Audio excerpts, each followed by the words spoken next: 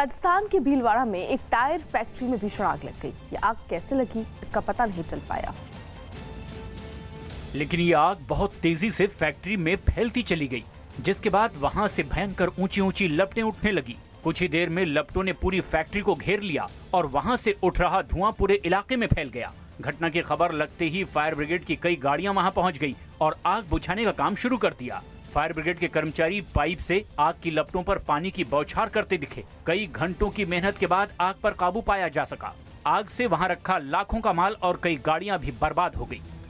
विमान company SpiceJet को सामान की डिलीवरी करने के लिए ड्रोन के परीक्षण की मंजूरी मिल गई। स्पाइसजेट ने ड्रोन के जरिए दवाओं और जरूरी चीजों की डिलीवरी के लिए विमानों का संचालन संभालने वाले डीजीसीए से इजाजत मांगी थी और डीजीसीए ने उसे फिलहाल ड्रोन से डिलीवरी के परीक्षण की मंजूरी दे दी। अगर परीक्षण सफल रहा तो डिलीवरी के लिए स्पाइसजेट कई ड्रोन का इस्तेमाल करेगा और उनके जरिए दूर दराज के इलाकों में दवाएं और जरूरी चीजें भेजी जाएंगी।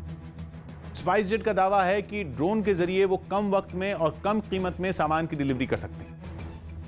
आंध्र प्रदेश के विजयवाड़ा में दो गुटों में झड़प हो गई। दोनों गुटों में झड़प जमीन विवाद को लेकर हुई, जिनमें एक आदमी की मौत की खबर है। बताया गया कि दोनों गुटों ने मामला सुलझाने के लिए बैठक रखी थी, जहां विवाद सुलझने के बजाय और बढ़ गया। दोनों गुटों के लोग एक दूसरे पर चाकू और डंडों से हमला करने लगे, जिसमें 3 लोग गंभीर रूप से घायल हो गए हैं।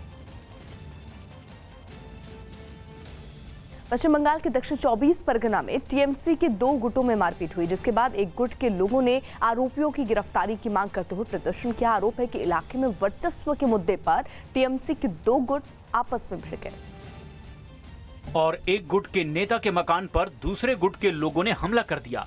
हमले के बाद दूसरे गुट के लोग भड़क गए और सड़क जैम कर प्रदर्शन किया। प्रदर्शन की वजह से सड़कों पर कई गाड़ियां फंस गई। हाथों में तख्तियां लेकर सड़कों पर उतरे लोगों ने आरोपियों को गिरफ्तार करने की मांग की और नारेबाजी भी की। बताया गया कि नेता के मकान पर बम फेंके गए, जिससे मकान के शीशे टूट गए। इतना ही नहीं, हमलावरों ने वहां जमकर तोड़फोड़ भी की।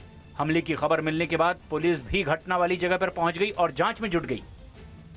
दिल्ली के पास ग्रेटर नोएडा की एक हाउसिंग सोसाइटी में कोरोना को मात देकर लौटे लोगों का जोरदार स्वागत किया गया। इन सभी का अस्पताल में इलाज चल रहा था, जिससे कि ये लोग कोरोना को मात देकर अपनी हाउसिंग सोसाइटी में पहुंचे। वहां रहने वाले लोगों ने तालियां बजाकर उनका स्वागत किया।